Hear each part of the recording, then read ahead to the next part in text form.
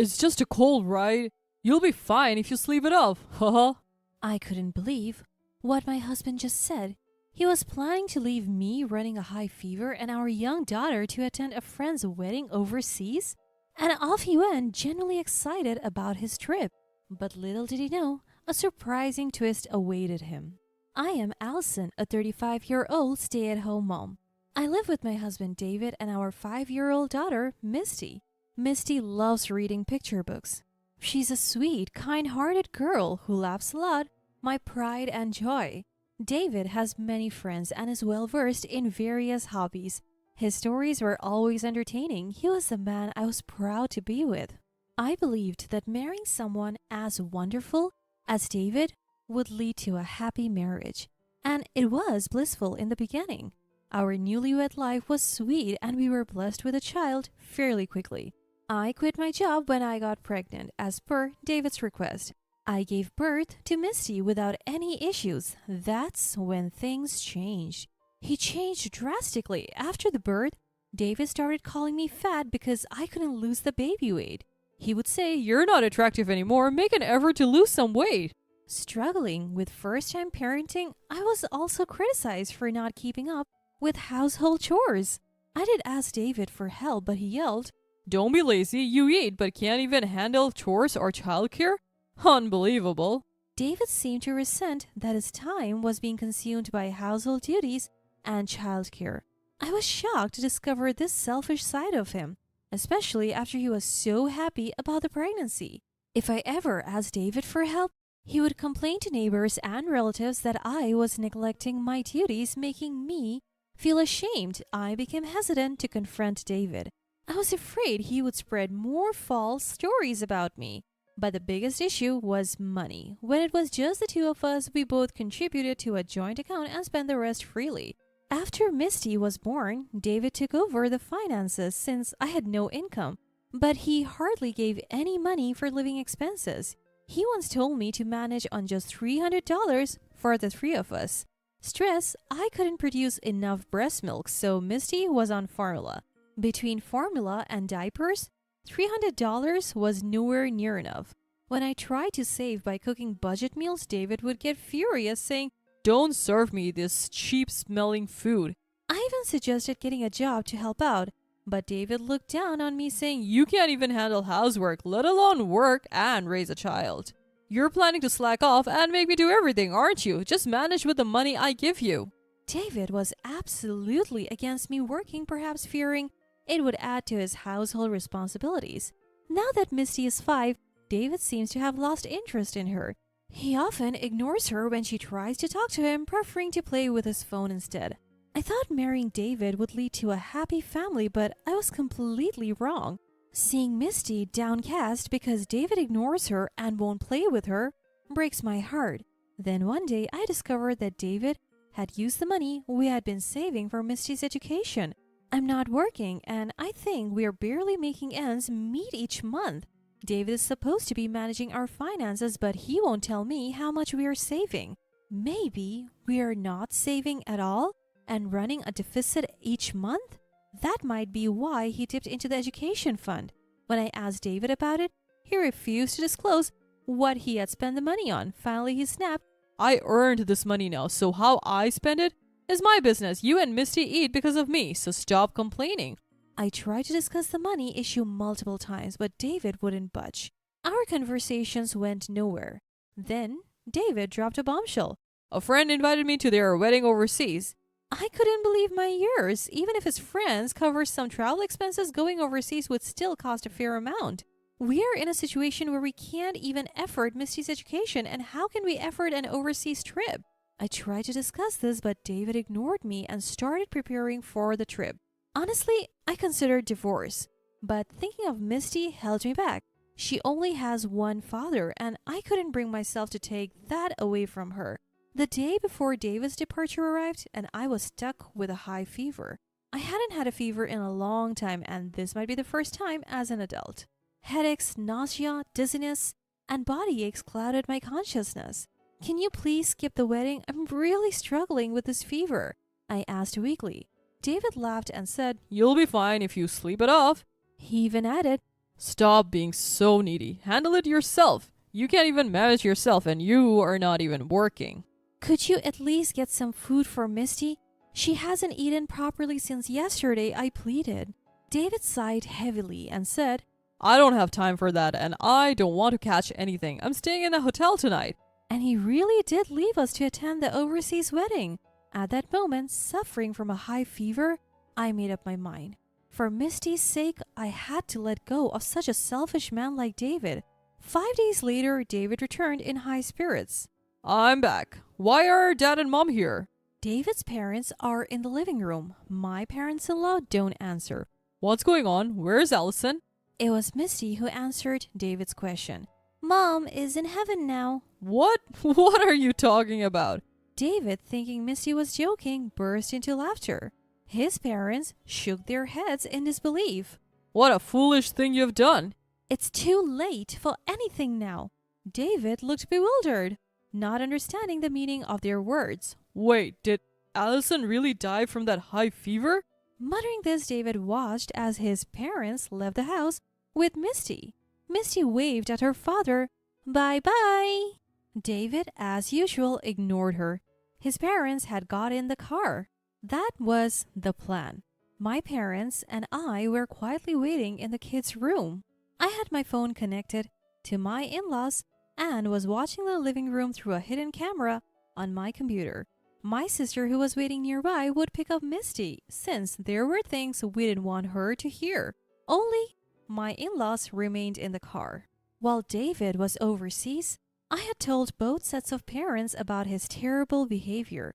I wanted to divorce David, but I knew he would refuse to pay alimony or child support. So I wanted them to know the truth to help with the divorce.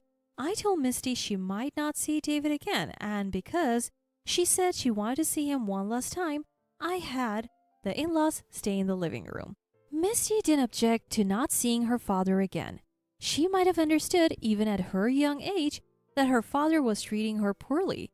I had to prioritize Misty's care from now on.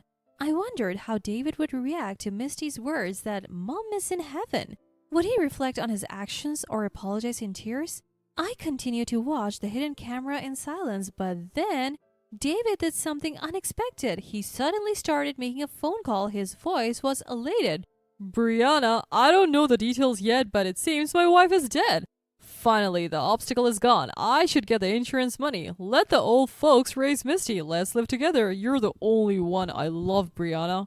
We realized then that David had been having an affair and he considered me and our child obstacles, planning to use the insurance money to remarry this woman. My parents, who were watching the hidden camera footage with me, were also furious. Since I was on the phone with my in-laws, they had heard David's voice too. They were also angry at David. I signaled to my parents and my in-laws, and we all moved to the living room where David was. Seeing this, David hung up the phone in shock. Wait, Allison, but I thought you were in heaven. I couldn't help but laugh at David's stupidity. Heaven is what Misty calls her room. It was sky blue sheets and white pillows. You wouldn't know because you never talked to her. Wait, is that so? I thought... No, never mind. David, not realizing we had heard his phone call, tried to cover up his tracks. But it was too late. Stop making excuses. We have been watching you on a hidden camera. You left your family with high fevers to go to a wedding, and you have been having an affair? No, that's not true. I haven't been... I cut him off. No more excuses. The decision is made. We are getting a divorce, and I'll be seeking alimony and child support, so be prepared. After I spoke, my father-in-law yelled, his face red with anger. If you get divorced, never show your face here again. You're no longer our son. Right after that, David's cell phone rang, filling the room with his ringtone. David didn't move, so I grabbed his phone to check. The caller was Brianna, David's mistress. I answered the call and put it on speaker so everyone could hear. Hello? What was that call about earlier? Living together is a joke, right? I have a fiancé, so stop getting the wrong idea. I can't be with a delusional man. Don't contact me again. With that, she hung up. David, now dumped by his mistress too, turned pale and groveled at my feet begging for forgiveness. I'm sorry. Please forgive me. If my family disowns me, you're the only one I can rely on. Plus, I can't afford to pay alimony or anything like that. I've already spent so much on Brianna during this trip. David started rambling, even though no one asked him to explain. I glared at him. So you didn't go to a wedding? You abandoned your family for a romantic getaway? Oh, well, you see. David couldn't find the words to defend himself. To think he was foolish enough to abandon his family and ruin himself by confessing an affair? I wondered why I ever married such an idiot. I should have decided to divorce him much sooner. Watching David continue to make a fool of himself, I resolved to move on with my life. Just Misty and me. Later, I checked David's phone and found numerous photos and videos from his trip with his mistress. The story about attending a friend's wedding was clearly a lie. I took this evidence to a lawyer. I formally filed for divorce, seeking compensation and child support. The lawyer visited Brianna, who apparently works at a nightclub, to verify the amount David had spent on her. She claimed she was just entertaining an old man as part of her job, but David foolishly insisted they were in love, causing a big fuss. It became clear that David had been financially supporting Brianna. That's probably why he had been giving me so little for living expenses and even dipping into Misty's college fund. David's life became miserable, burdened with debt from his lavish spending and now additional compensation. It also turned out that he lost his standing at his company when his affair and romantic trips came to light. Apparently, the nightclub where Brianna works is a popular spot for David's colleagues, so David confronted Brianna, causing a scene. Some of David's co-workers were there and word of the affair spread throughout the company. I guess he confronted her because he didn't know she was engaged, but I can't be sure. It's pathetic how he let a young woman manipulate him. This incident led to David becoming isolated at work. He really is a hopeless case. I heard David got demoted and took a significant pay cut. The lawyer who helped me with the divorce and alimony also updated me on Brianna's situation. It seems she met a grim end too. Her fiancé, a regular at the club, found out about her affair with David and called off their engagement. He even demanded compensation for the wedding expenses they had already incurred. Struggling to pay the hefty sum, Brianna tried to swindle money from other customers, but of course, you can't keep something like that a secret. As expected, the club found out and fired her. Now, Brianna is working multiple part-time jobs to pay off her debts, living alone in a cramped apartment. As for me, I moved back home and am living with my parents and Misty. I'm relieved to be away from the neighbors who believed the rumors and lies David spread about me. Life is much more relaxed now. My parents dote on Misty, who seems happier than when she lived with David. David has come to my parents' house a few times, begging for another chance, but my dad has been turning him away. Neither Misty nor I have any desire to see him. If Misty ever says she wants to see him, I'll consider it, but for now, she doesn't want to meet her father. I have no intention of reconciling with David, so there's no reason to talk to him. If he becomes too persistent, I'm considering involving the police. Looking at where David and his mistress Brianna are now, I realize how scary affairs can be. They have lost everything and are forced to live a bottom-tier life. It's their own fault. From now on, I want to focus on cherishing the happiness I have with my parents and Misty and forget about David.